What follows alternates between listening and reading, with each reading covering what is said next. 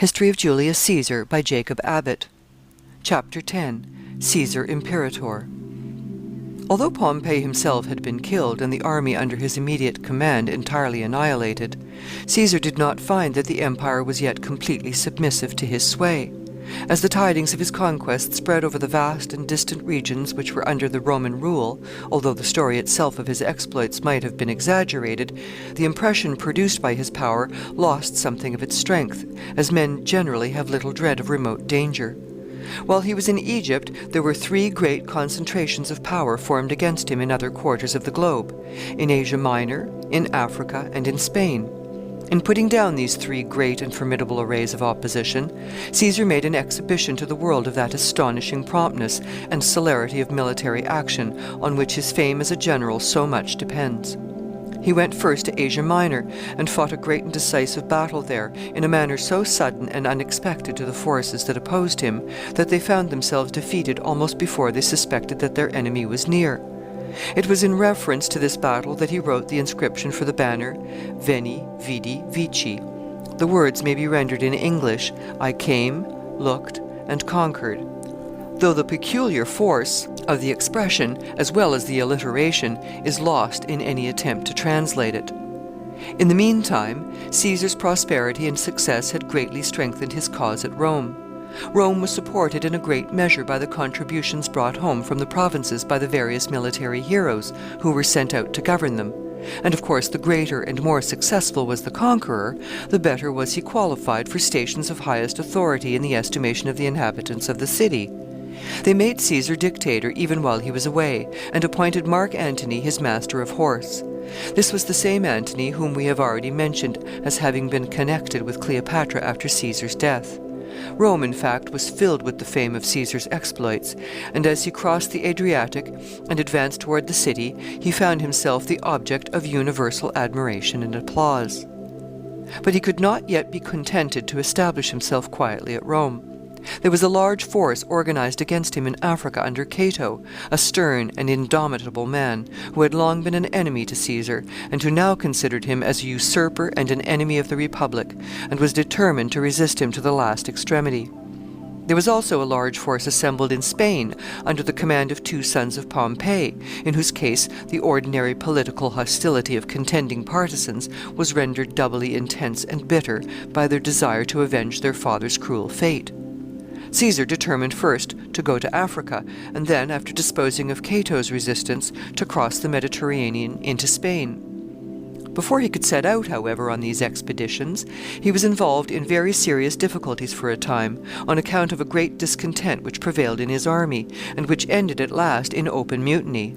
The soldiers complained that they had not received the rewards and honors which Caesar had promised them. Some claimed offices, others money, others lands, which, as they maintained, they had been led to expect would be conferred upon them at the end of the campaign. The fact undoubtedly was, that elated with their success, and intoxicated with the spectacle of the boundless influence and power which their general so obviously wielded at Rome, they formed expectations and hopes for themselves altogether too wild and unreasonable to be realized by soldiers. For soldiers, however much they may be flattered by their generals in going into battle, or praised in the mass in official dispatches, are after all but slaves, and slaves, too, of the very humblest caste and character. The famous 10th Legion, Caesar's favorite corps, took the most active part in fomenting these discontents, as might naturally have been expected, since the attentions and the praises which he had bestowed upon them, though at first they tended to awaken their ambition and to inspire them with redoubled ardor and courage, ended, as such favoritism always does, in making them vain, self-important, and unreasonable. Led on thus by the 10th Legion, the whole army mutinied. They broke up the camp where they had been stationed at some distance beyond the walls of Rome, and marched toward the city. Soldiers in a mutiny, even though headed by their subaltern officers, are very little under command, and these Roman troops, feeling released from their usual restraints, committed various excesses on the way, terrifying the inhabitants and spreading universal alarm. The people of the city were thrown into utter consternation at the approach of the vast horde, which was coming like a terrible avalanche to descend upon them. The army expected some signs of resistance at the gates, which, if offered, they were prepared to encounter and overcome. Their plan was, after entering the city, to seek Caesar and demand their discharge from his service. They knew that he was under the necessity of immediately making a campaign in Africa, and that of course he could not possibly, as they supposed, dispense with them. He would consequently, if they asked their discharge, beg them to remain, and to induce them to do it would comply with all their expectations and desires. Such was their plan. To tender, however, a resignation of an office as a means of bringing an opposite party to terms is always a very hazardous experiment. We easily overrate the estimation in which our own services are held, taking what is said to us in kindness or courtesy by friends as the sober and deliberate judgment of the public, and thus it often happens that persons who in such cases offer to resign are astonished to find their resignations readily accepted. When Caesar's mutineers arrived at the gates, they found, instead of opposition, only orders from Caesar, by which they were directed to leave all their arms except their swords, and march into the city. They obeyed. They were then directed to go to the Campus Martius, a vast parade ground situated within the walls, and to await Caesar's orders there. Caesar met them in the Campus Martius, and demanded why they had left their encampment without orders and come to the city. They stated in reply, as they had previously planned to do, that they wished to be discharged from the public service. To their great astonishment, Caesar seemed to consider this request as nothing at all extraordinary, but promised, on the other hand, very readily to grant it. He said that they should be at once discharged, and should receive faithfully all the rewards which had been promised them at the close of the war for their long and arduous services. At the same time, he expressed his deep regret that to obtain what he was perfectly willing and ready at any time to grant, they should have so far forgotten their duties as Romans, and violated the discipline which should always be held absolutely sacred by every soldier. He particularly regretted that the 10th Legion, on which he had been long accustomed so implicitly to rely, should have taken a part in such transactions. In making this address, Caesar assumed a kind and considerate and even respectful tone toward his men, calling them Quirites instead of soldiers, an honorary model of appellation which recognized them as constituent members of the Roman Commonwealth. The effect of the whole transaction was what might have been anticipated. A universal desire was awakened throughout the whole army to return to their duty. They sent deputations to Caesar, begging not to be taken at their word, but to be retained in the service and allowed to accompany him to Africa. After much hesitation and delay, Caesar consented to receive them again, all excepting the 10th Legion, who, he said, had now irrevocably lost his confidence and regard. It is a striking illustration of the strength of the attachment which bound Caesar's soldiers to their commander, that the 10th Legion would not be discharged after all. They followed Caesar of their own accord into Africa, earnestly entreating him again and again to receive them. He finally did receive them in detachments, which he incorporated with the rest of his army, or sent on distant service, but he would never organize them as the 10th Legion again. It was now early in the winter, a stormy season for crossing the Mediterranean Sea.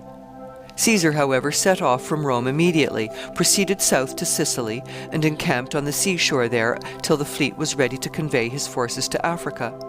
The usual fortune attended him in the African campaigns. His fleet was exposed to imminent dangers in crossing the sea, but in consequence of the extreme deliberation and skill with which his arrangements were made, he escaped them all. He overcame one after another of the military difficulties which were in his way in Africa. His army endured, in the depth of winter, great exposures and fatigues, and they had to encounter a large hostile force under the charge of Cato. They were, however, successful in every undertaking.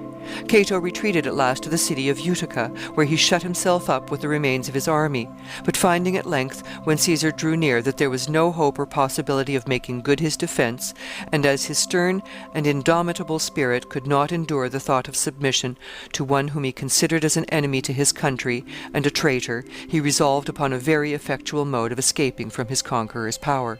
He feigned to abandon all hope of defending the city, and began to make arrangements to facilitate the escape of his soldiers over the sea. He collected the vessels in the harbor, and allowed all to embark who were willing to take the risks of the stormy water.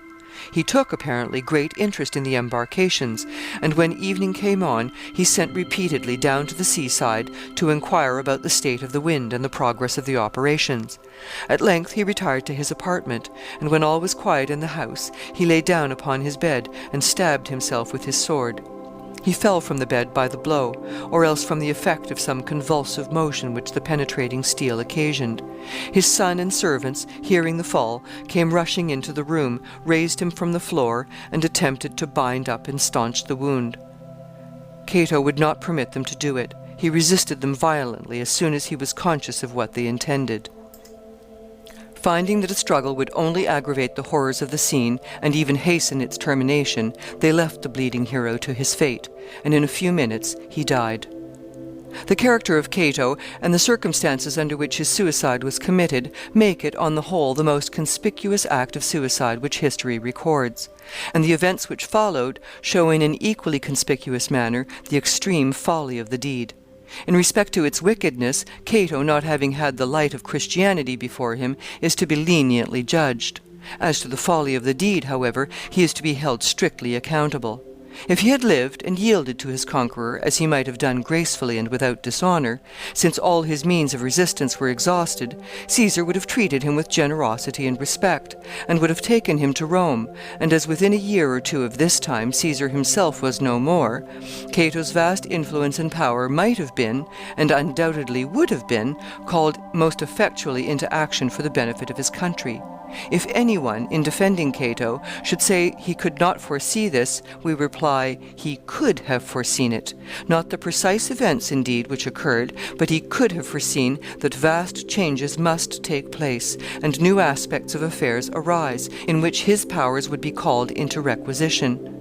We can always foresee, in the midst of any storm, however dark and gloomy, that clear skies will certainly, sooner or later, come again, and this is just as true metaphorically in respect to the vicissitudes of human life as it is literally in regard to the ordinary phenomena of the skies. From Africa, Caesar returned to Rome, and from Rome he went to subdue the resistance which was offered by the sons of Pompey in Spain. He was equally successful here. The oldest son was wounded in battle, and was carried off from the field upon a litter, faint and almost dying. He recovered in some degree, and finding escape from the eager pursuit of Caesar's soldiers impossible, he concealed himself in a cave, where he lingered for a little time in destitution and misery. He was discovered at last. His head was cut off by his captors and sent to Caesar, as his father's had been. The younger son succeeded in escaping, but he became a wretched fugitive and outlaw, and all manifestations of resistance to Caesar's sway disappeared from Spain. The conqueror returned to Rome, the undisputed master of the whole Roman world. Then came his triumphs. Triumphs were great celebrations by which military heroes in the days of the Roman Commonwealth signalized their victories on their return to the city. Caesar's triumphs were four, one for each of his four great successful campaigns, viz., in Egypt, in Asia Minor, in Africa, and in Spain. Each was celebrated on a separate day, and there was an interval of several days between them, to magnify their importance and swell the general interest which they excited among the vast population of the city. On one of these days, the triumphal car in which Caesar rode, which was most magnificently adorned, broke down on the way, and Caesar was nearly thrown out of it by the shock.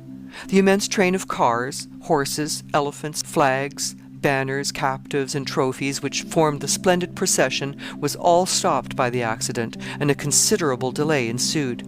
Night came on, in fact, before the column could again be put in motion to enter the city, and then Caesar, whose genius was never more strikingly shown than when he had opportunity to turn a calamity to advantage, conceived the idea of employing the 40 elephants of the train as torch-bearers. The long procession accordingly advanced through the streets and ascended to the Capitol, lighted by the great blazing flambeaux which the sagacious and docile beasts were easily taught to bear, each elephant holding one in its proboscis and waving it above the crowd around him.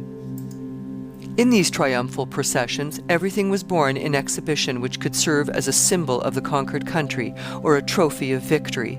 Flags and banners taken from the enemy, vessels of gold and silver and other treasures loaded in vans, wretched captives conveyed in open carriages or marching sorrowfully on foot, and destined, some of them, to public execution when the ceremony of the triumph was ended. Displays of arms and implements and dresses and all else which might serve to give the Roman crowd an idea of the customs and usages of the remote and conquered nations, the animals they used, caparisoned in the manner in which they used them. These and 1,000 other trophies and emblems were brought into the line to excite the admiration of the crowd, and to add to the gorgeousness of the spectacle. In fact, it was always a great object of solicitude and exertion with all the Roman generals, when on distant and dangerous expeditions, to possess themselves of every possible prize in the progress of their campaign, which could aid in adding splendor to the triumph which was to signalize its end. In these triumphs of Caesar, a young sister of Cleopatra was in the line of the Egyptian procession. In that devoted to Asia Minor was a great banner containing the words already referred to, Veni, Vidi, Vici. There were great paintings, too, borne aloft, representing battles and other striking scenes. Of course, all Rome was in the highest state of excitement during the days of the exhibition of this pageantry.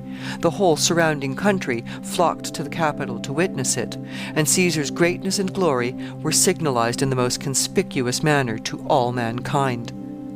After these triumphs, a series of splendid public entertainments were given, over 20,000 tables having been spread for the populace of the city. Shows of every possible character and variety were exhibited.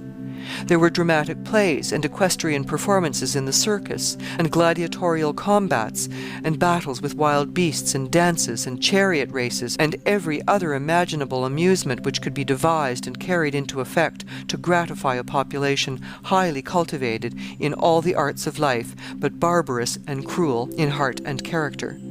Some of the accounts which have come down to us of the magnificence of the scale on which these entertainments were conducted are absolutely incredible.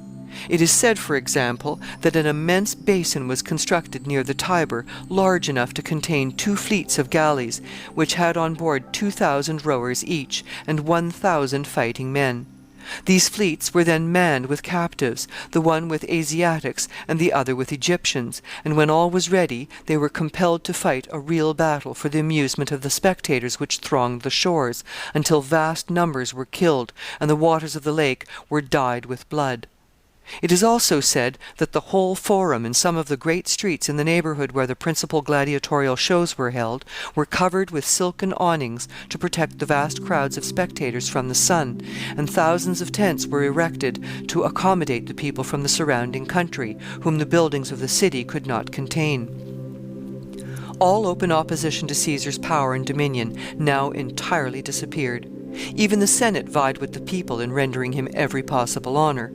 The supreme power had been hitherto lodged in the hands of 2 consuls, chosen annually, and the Roman people had been extremely jealous of any distinction for any one higher than that of an elective annual office, with a return to private life again when the brief period should have expired.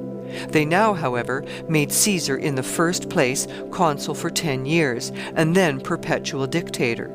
They conferred upon him the title of the father of his country. The name of the month in which he was born was changed to Julius, from his praenomen, and we still retain the name.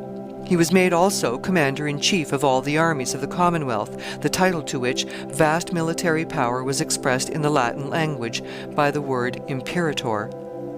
Caesar was highly elated with all these substantial proofs of the greatness and glory to which he had attained, and was also very evidently gratified with smaller but equally expressive proofs of the general regard. Statues representing his person were placed in the public edifices, and borne in processions like those of the gods. Conspicuous and splendidly ornamented seats were constructed for him in all the places of public assembly, and on these he sat to listen to debates or witness spectacles, as if he were upon a throne. He had, either by his influence or by his direct power, the control of all the appointments to office, and was in fact, in everything but the name, a sovereign and an absolute king. He began now to form great schemes of internal improvement for the general benefit of the empire. He wished to increase still more the great obligations which the Roman people were under to him for what he had already done. They really were under vast obligations to him, for considering Rome as a community which was to subsist by governing the world, Caesar had immensely enlarged the means of its subsistence by establishing its sway everywhere, and providing for an incalculable increase of its revenues from the tribute and the taxation of conquered provinces and kingdoms. Since this work of conquest was now completed, he turned his attention to the internal affairs of the empire, and made many improvements in the system of administration, looking carefully into everything, and introducing everywhere those exact and systematic principles which such a mind as his seeks instinctively in everything over which it has any control. One great change which he effected continues in perfect operation throughout Europe to the present day. It related to the division of time. The system of months in use in his day corresponded so imperfectly with the annual circuit of the sun that the months were moving continually along the year in such a manner that the winter months came at length in the summer, and the summer months in the winter. This led to great practical inconveniences, for whenever, for example, anything was required by law to be done in certain months, intending to have them done in the summer, and the specified month came at length to be a winter month, the law would require the thing to be done in exactly the wrong season.